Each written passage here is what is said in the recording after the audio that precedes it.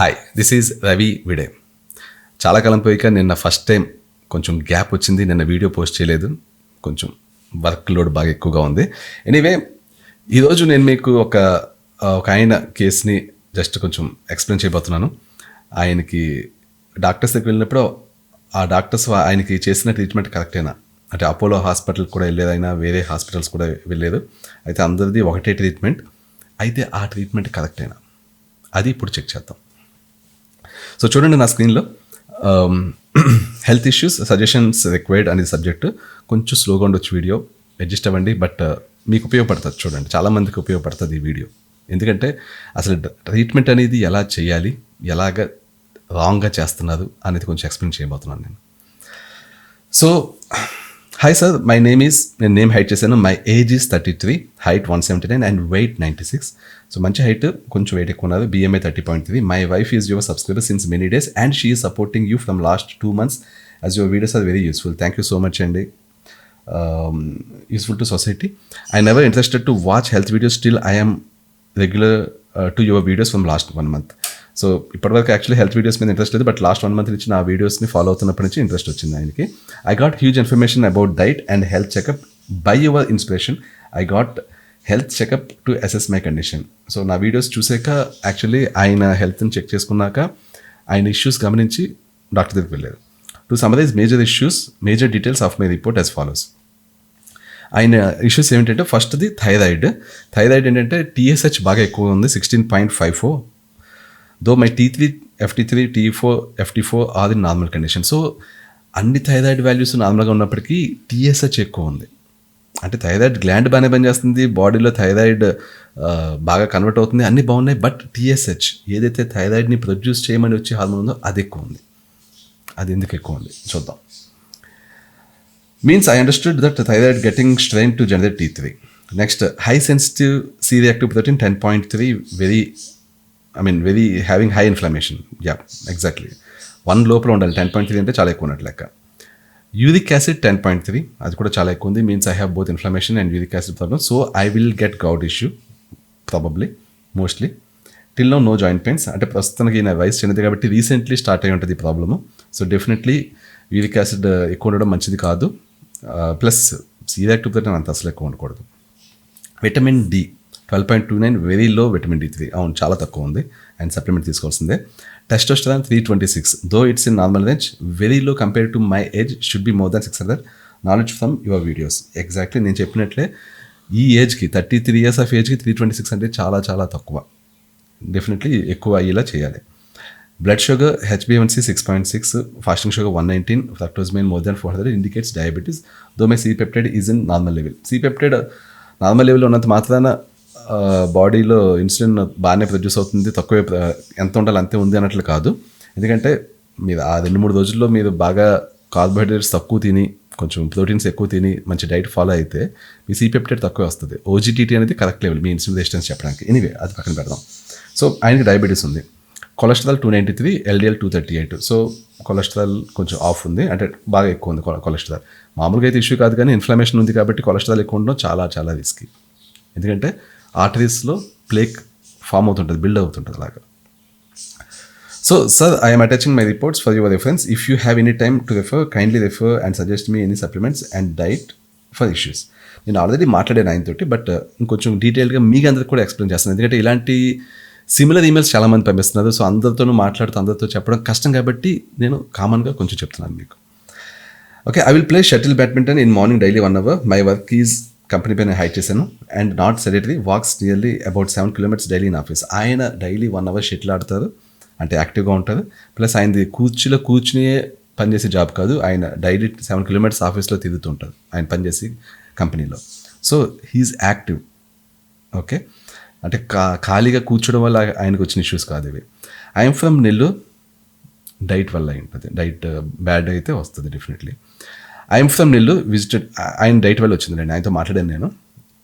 I'm from Nellore and visited Apollo and other hospitals and there medication is only for thyroid, statin for cholesterol, vitamin D3 6000 IU for 6 weeks and metformin drug for diabetic. So doctors ఏమి ఇచ్చేది అంటే, అపోలోకి వెళ్ళలేదు, ఆయన నెల్లూరులో ఉంటుంది, Apollo హాస్పిటల్కి కూడా వెళ్ళలేదు.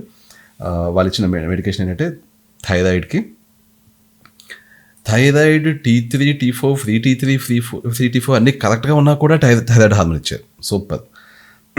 నెక్స్ట్ థైరాయిడ్ ఇచ్చారు, స్టాటిన్ రాసేది. ఎందుకంటే కొలెస్ట్రాల్ ఎక్కువ ఉంది, ఇన్ఫ్లమేషన్ ఎక్కువ ఉంది కాబట్టి స్టాటిన్ రాసేది. కొలెస్ట్రాల్ తగ్గించేద్దాం, ఇన్ఫ్లమేషన్ పట్టించుకోలేదు. Next vitamin D3 6000 IU for 6 weeks. Vitamin D3 తక్కువ ఉంది కాబట్టి విటమిన్ D3 రాసిచ్చారు. అదొకటి బాగా మంచి పని చేశారు.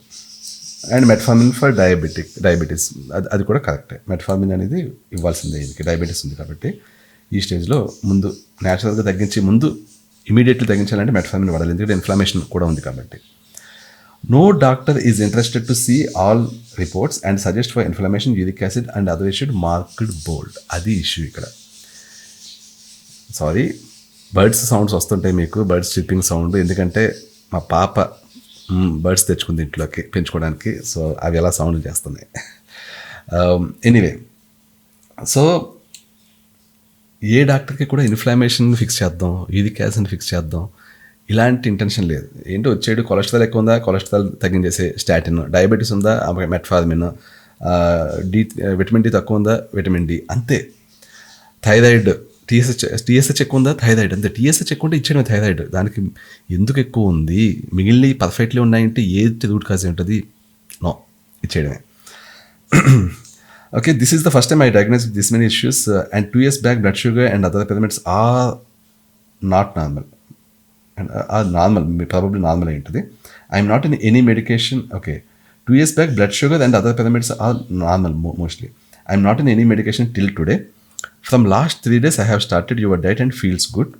Okay, non-veg కొంచెం ఎక్కువ తీసుకోవాలని చెప్పాను కదా, ఆ డైట్, అదే మన ఆటో ఇమ్యూన్ డైట్ చెప్పిన చూసారా, ఆ టైప్ ఆఫ్ డైట్ వాడుతున్నారు. సో కొంచెం he's feeling good. Kindly go through if possible suggest for lifestyle changes. Okay, so ఇప్పుడు నేను అన్ని విషయాలకి నేను సొల్యూషన్ ఇక్కడ చెప్పట్లేదు, ఎందుకంటే C-reactive-13, యూరిక్ యాసిడ్, ఇవన్నీ సపరేట్ థింగ్స్. అవి యూరిక్ యాసిడ్ గురించి నేను ఆల్రెడీ రీసెంట్లీ ఒక వీడియో చేశాను. చాలామంది విషయంలో యూరిక్ యాసిడ్ ఎక్కువ ఎందుకు ఉంటుంది గుర్తుందా ఎవరికన్నా? టెస్టోస్టెరాన్ తక్కువ ఉండడం వల్ల. ఈయనకి టెస్టోస్టెరాన్ తక్కువ ఉంది ఆ ఏజ్కి కాబట్టి, ప్లస్ అది కాక ఆయనకి గ్రేడ్ 1 ఫ్యాటీ లివర్ కూడా ఉంది. సో లివర్ సరిగ్గా అంత పనితీరు అంత బాగాలేదు, టెస్టోస్టెరాన్ తక్కువ ఉంది. డెఫినెట్లీ ఫ్రీ టెస్టోస్టెరాన్ కూడా తక్కువ ఉంటుంది, ఎందుకంటే టెస్టోస్టెరాన్ తక్కువ ఉన్నప్పుడు అది ఫ్రీ టెస్టోస్టెరాన్ కింద కన్వర్ట్ అవ్వాలి. డయాబెటీస్ ఉన్న వాళ్ళకి తక్కువ కన్వర్ట్ అవుతుంది. సో ఆల్రెడీ టెస్టోస్టెరాన్ తక్కువ ఉంది, సో డెఫినెట్లీ ఫ్రీ టెస్టోస్టెరాన్ ఇంకా తక్కువ ఉంటుంది. సో ఫ్రీ టెస్టోస్టెరాన్ అనేది యాక్టివ్ టెస్టోస్టెరాన్, అది తక్కువ ఉంది అంటే ఆబ్వియస్లీ బాడీలో ఉండి ఆర్గన్స్ బలంగా ఉండవు. సో ఆయన లివర్ బలంగా లేదు కాబట్టి ఫ్యాటీ లివర్ వచ్చింది. At the same time kidneys కూడా బలంగా లేవు కాబట్టి యూరిక్ యాసిడ్ పెరిగింది. కిడ్నీస్ బలంగా ఉన్నప్పుడే యూరిక్ యాసిడ్ పెరగకుండా చూసుకోగలం. సో ఆయనకి టెస్టోస్టెరాన్ తక్కువ ఉండడం వల్ల కిడ్నీస్కి ఇది అయింది. అయితే టెస్టోస్టెరాన్ తక్కువ ఉంది దాని గురించి డాక్టర్స్ పట్టించుకోలేదు. అసలు వాళ్ళ దృష్టిలో టెస్టోస్టెరాన్ నార్మల్గా ఉన్నట్టు లెక్క. యూరిక్ యాసిడ్ ఎక్కువ ఉంది, పట్టించుకోలేదు. జాయింట్ పెయిన్స్ లేవా, మేము పట్టించుకోం. సిఆర్పి ఎక్కువ ఉంది, ఇన్ఫ్లమేషన్ అసలు మేము చూడం. హోమోసిస్టిన్ 30 దాటింది, పట్టించుకో, మేము చూడం. నో, అది ఓన్లీ ఏంటి, షుగర్ ఎక్కువ ఉంది, నీకు డయాబెటీస్ ఉంది, మెట్ఫార్మిన్, కొలెస్ట్రాల్ ఎక్కువ ఉంది, స్టాటిన్ 33 years ఆఫ్ ఏజ్లో స్టాటిన్ స్టార్ట్ చేయించారు. ఓకే, ఇన్ఫ్లమేషన్ ఎక్కువ ఉంది కాబట్టి ఇప్పుడు స్టాటిన్ స్టార్ట్ చేయాల్సిందే ఇప్పుడు, కానీ అది ఫ్యూచర్లో ఆపాలి. బట్ ఇన్ఫ్లమేషన్ తగ్గించడానికి ఏం చేశారు? థైరాయిడ్, టీఎస్హెచ్ ఎక్కువ ఉన్నంత మాత్రాన థైరాయిడ్ ఇష్యూ ఉన్నట్లు కాదు ఈ కేసులో. ఈయన కేసులో ఎందుకు టీఎస్హెచ్ ఎక్కువ ఉంది, మిగిలిన బాగున్నప్పుడు సమ్ ఆటో ఇమ్యూన్ రియాక్షన్ ఏదో నడుస్తుంది, అది చూడాలి. బాడీలో టాక్సిసిటీ ఎక్కువ ఉంది, సో ఆ టాక్సిసిటీని తగ్గించాలి. ఆ టాక్సిసిటీ వల్ల అది టీఎస్హెచ్ ఎక్కువ ప్రొడ్యూస్ చేస్తుంది, అవసరం లేకపోయినా కూడా ఎక్కువ ప్రొడ్యూస్ చేస్తుంది. ఎనీవే, ఈయన విషయంలో నేను అన్నిటినీ కాదు కానీ ఒకటి మెయిన్ నాకు చాలా కోపం వచ్చింది, దాని గురించి నేను ఎక్స్ప్లెయిన్ చేస్తాను. అదేంటి అంటే, ఈయనకి హోమోసిస్టిన్ ఎంత ఉంది, 31.1 ఉంది. అన్నీ చేయాలంటే చాలాసేపు పడుతుంది. నేను ఓన్లీ హోమోసిస్టిన్ గురించి చెప్తాను, C-reactive-13 గురించి తర్వాత వేరే వీడియోలో వేరే వాళ్ళ కేసుల గురించి చెప్తాను. అన్నీ ఒకటే కేసులు ఎందుకు డిస్కస్ చేయడం, హోమోసిస్టిన్ గురించి ఈయన కేసులో వాడదాం. ఈయనకి సిఆర్పి కూడా ఎక్కువ ఉంది, బట్ సిఆర్పి నేను వేరే వాళ్ళ రిపోర్ట్ షేర్ చేస్తూ వాళ్ళకి ఏ ట్రీట్మెంట్ అయింది, ఏది అవ్వాలి చెప్తాను మీకు. ఇప్పుడు హోమోసిస్టిన్ ఏంటి అంటే, ఈయనకి 31.1 ఉంది, <30 అని ఇక్కడ ఉంది, అంతకంటే తక్కువ ఉండాలని చెప్పి. నిజానికి <30 ఉంటే సూపర్గా ఉన్నట్లు కాదు, 10 లోపల ఉంటే రిస్క్ లేనట్లు, 10 to 30 మధ్యలో ఉంటే రిస్క్ ఉన్నట్లే. మీకు మీకు హోమోసిస్టిన్ ఏం చేస్తుంటుంది, మీ ఆర్టరీస్లో ప్లేక్ బిల్డప్ అయ్యేలా చేస్తుంటుంది. అంటే అలా ప్లేక్ బిల్డప్ అవుతూ ఉంటే అది ఒక 5 years 10 years పోయాక మీకు హార్ట్ అటాక్ వస్తుంది.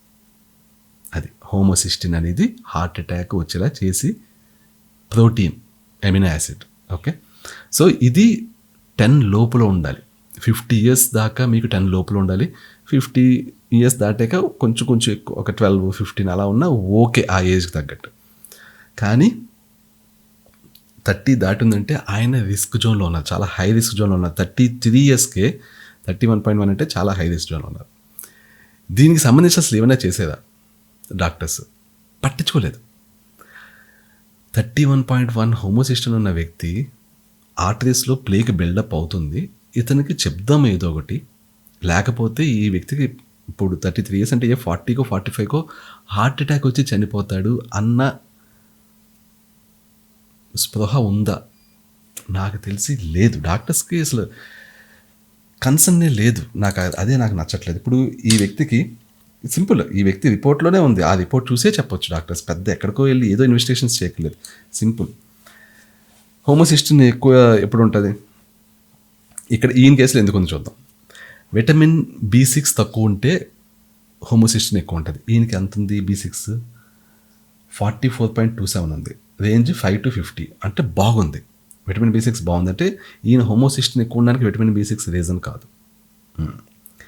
విటమిన్ B12 ఎంత ఉంది? 295 ఉంది. ఎంత ఉండాలి? 211 to 911 ఉంది. 211 ఎవరికి? 70 years వచ్చిన వ్యక్తికి. ఇదేంటంటే కామన్గా అందరికి కలిపిచ్చేస్తుంది. 70 years వచ్చిన వ్యక్తి 211 ఉందంటే ఓకే. 33 years ఉన్న వ్యక్తికి 295 అనేది చాలా తక్కువ. మినిమం 500 ఉండాలి, 600 అలా ఉంటే మంచిది. సో ఈయనకి విటమిన్ B12 చాలా తక్కువ ఉంది. అసలు ఏజ్లో కూడా అసలు 295 ఉండకూడదు. 70s ఏజ్లో కూడా 500 దాటి ఉండేలాగా విటమిన్ B12 తీసుకోవాలి. వాళ్ళకి ఏంటంటే ఏజ్ పెరిగే కొద్దీ విటమిన్ B12 అబ్జార్ప్షన్ తగ్గుతుంది కాబట్టి వాల్యూస్ తగ్గుతూ ఉంటాయి. ఏజ్ పెరిగి విటమిన్ B12 అంటే ఏంటి? మనం తిని ఫుడ్లోంచి మన బాడీ అబ్జర్వ్ చేసుకుంటే మనకు వచ్చేది విటమిన్ B12. అది ఏజ్ పెరిగే కొద్దీ డైజెషన్ తగ్గుతుంది, డైజెస్టివ్ ఎంజైమ్స్ తగ్గుతాయి, స్టమక్ HCl తగ్గుతుంది. కాబట్టి ఫుడ్లోంచి B12 అబ్జర్వ్ చేసుకుని తగ్గి ఏజ్ పెరిగాక 60-70 years వచ్చాక అది 200 250 ఉంటుంది. ఆ ఏజ్కి అలా ఉంటే అలా కరెక్ట్గా వాళ్ళ బాడీ ఏజింగ్ కరెక్ట్గా అయినట్లు అప్పుడు వాళ్ళు విటమిన్ B12 సప్లిమెంట్ తీసుకోవాలి. అంతకుంటే ముందే స్టార్ట్ చేయాలనుకోండి. అది 33 yearsకి ఇలా ఉంది అంటే కోర్స్ ఆ ఇష్యూ ఉన్నట్టే, డైజెషన్ ఇష్యూ ఉంది. అన్ని ఓవరాల్గా ఏంటంటే డైజెస్టివ్ కూడా సరిగ్గా లేదు, అంటే గట్ కూడా అంత హెల్తీగా లేదు అనుకోవచ్చు. ఫుడ్ కూడా అంత కరెక్ట్గా లేదు. అంటే బేసికలీ ఈయన ఎక్కువగా వెజిటేరియన్ ఫుడ్ ఎక్కువ తినడం వల్ల విటమిన్ B12 తక్కువ వచ్చింది. ఇప్పుడు రీసెంట్గా ఆయన నాన్ వెజ్ స్టార్ట్ చేశారు. ఎనీవే, సో విటమిన్ B12 295 ఉంది. డాక్టర్ ఇది చూసిన వెంటనే విటమిన్ B12 తక్కువ ఉంటే హోమోసిస్టిన్ ఎక్కువ ఉంటుంది. ఇది చూసిన వెంటనే డాక్టర్ చెప్పారు, విటమిన్ B12 సప్లిమెంట్స్ తీసుకో అర్జెంటుగా, లేకపోతే నీకు హార్ట్ అటాక్ వస్తుంది 10 yearsలో. చెప్పలేదు. ఇంకా ఏ రీజన్స్ ఉంటాయి హోమోసిస్టిన్ ఎక్కువ ఉండడానికి? Folic acid, vitamin B9. Folic acid ఎంత ఉంది? 0.29. 0.2 to 20 ఉండాలి. అంటే ఎంత ఉండాలి? 15 దాటి ఉండాలి యాక్చువల్లీ. అది 0.29 చాలా తక్కువ ఉంది. క్లియర్గా తెలిసిపోతుంది రీజన్ ఎందుకు హోమోసిస్టిన్ ఎక్కువ ఉంది. ఫోలిక్ యాసిడ్ తక్కువ ఉంది, విటమిన్ B12 తక్కువ ఉంది. చూసిన వెంటనే చెప్పొచ్చు, రిపోర్ట్ చూసి సింపుల్గా చెప్పొచ్చు, నువ్వు అర్జెంట్గా ఫోలిక్ యాసిడ్ తీసుకో బాబు, అర్జెంట్గా విటమిన్ B12 తీసుకో బాబు, నీకు వెంటనే హోమోసిస్టిన్ తగ్గుతుంది, హోమోసిస్టిన్ ఎంత ఉంటే నీకు ఆర్టరీస్ బ్లాక్ అయిపోతుందని చెప్పాలి. చెప్పలేదు. ఇంకొకటి, ఇది రెండే కాదు, ఆర్టరీస్ బ్లాక్ అవుతున్నాయా లేదా ఇక్కడ చూడండి. విటమిన్ B3, దీన్ని నయాసిన్ అనుకుని అంటారు, 0.95 ఉంది. 0.3 to 9.8 ఉండాలి. 0.95 అంటే చాలా చాలా తక్కువ ఉంది. ఇది ఏ 5 దాటో 6 దాటో ఉంటే ఇదేం చేస్తుంది? నియాసిన్, విటమిన్ B3 అనేది ఏం చేస్తుంది? మీ ఆర్టరీస్ బ్లాక్ అయిపోతుంటే ఆ బ్లాక్ అవ్వకుండా ఆపుతుంది.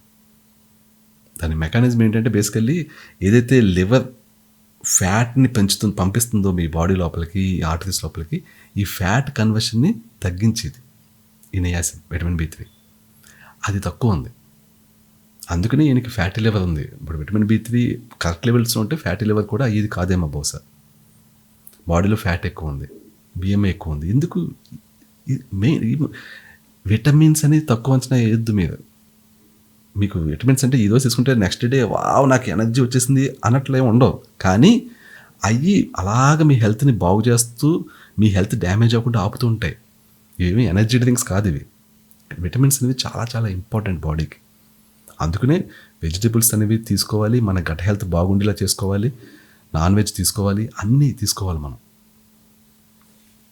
గ్రెయిన్స్ని అవాయిడ్ చేయాలి, న్యాచురోపాత్స్ని అవాయిడ్ చేయాలి. సో అదేండి ఇప్పుడు బేసికల్ సింపుల్ థింగ్ ఏంటంటే ఈయనకి ఇప్పుడు సింపుల్గా ఏంటంటే విటమిన్ B12 తీసుకుని ఫోలిక్ యాసిడ్ తీసుకోవాలి, ఇది నియాసిన్ తీసుకోవాలి, నియాసిన్ విటమిన్ B3 తీసుకోవాలి. ఈ 3 తీసుకుంటే ఆర్టరీస్ నాకు తెలిసి ఆల్రెడీ ఆర్టరీస్ ఎంతో కొంత అవుతున్నాయి. బ్లాక్ అంటే బ్లాక్ అయిపోవడం కాదు కానీ ప్లేక్ బిల్డప్ అవుతుంది, అది ఆగుతుంది. ఈయన లైఫ్ జీవిస్తుంది, ఈయన ఇంకా అవ్వాలి 78 years బ్రతకాలి, 90 years బ్రతకాలి. సో ఇప్పటి నుంచి ఇవి తీసుకోవాలి, ఇవి తీసుకుంటూ ఆర్టరీస్ బ్లాక్ అవ్వకుండా కాపాడుకోవాలి. లేకపోతే 30 ఏళ్ళు అట్లీస్ట్ తక్కువ బ్రతుకుతారు. డాక్టర్స్కి ఆ మైండ్లో ఉండాలి, ఈ వ్యక్తి ఒక ఆయుష్ నా చేతిలో ఉంది అనే ఒక స్పృహ ఉండాలి. నేను చెప్పే చిన్న చేంజ్ వల్ల, చిన్న సజెషన్ వల్ల ఈ వ్యక్తి 30 ఏళ్ళు ఎక్స్ట్రా బ్రతుకుతాడు అన్న ఇది ఉండాలి. ఎనీవే ఇది నేను ఓన్లీ హోమోసిస్టిన్ ఆస్పెక్ట్ కవర్ చేస్తున్నానండి. ఇంకా CRP ఆస్పెక్ట్స్ ఉంటాయి, ఇంకా చాలా ఉంటాయి, నేను తర్వాత కవర్ చేస్తుంటాను. సో ఇన్ఫ్లమేషన్ని పక్కన పడేయకుండా డాక్టర్స్ దాన్ని కూడా సీరియస్గా తీసుకుని ఇలాంటి లైఫ్ స్టైల్ చేంజెస్ చెప్తే మీ దగ్గరికి వచ్చిన వ్యక్తి హై కొలెస్ట్రాల్ ఇష్యూతో రావచ్చు, ఇంకా వేరే ఏదైనా ఇష్యూతో రావచ్చు. వాళ్ళ బ్లడ్ రిపోర్ట్స్ చూసినప్పుడు ఏదైనా తేడా కనిపిస్తే దాన్ని ఫిక్స్ చేయడానికి ఏం చేయాలి, అసలు అది ఎందుకు ఏం చేస్తుంది బాడీలో, ఇలాంటివి చెప్పి వాళ్ళని ఎడ్యుకేట్ చేస్తే వాళ్ళకి అర్థం అవ్వచ్చు, అర్థం కాకపోవచ్చు.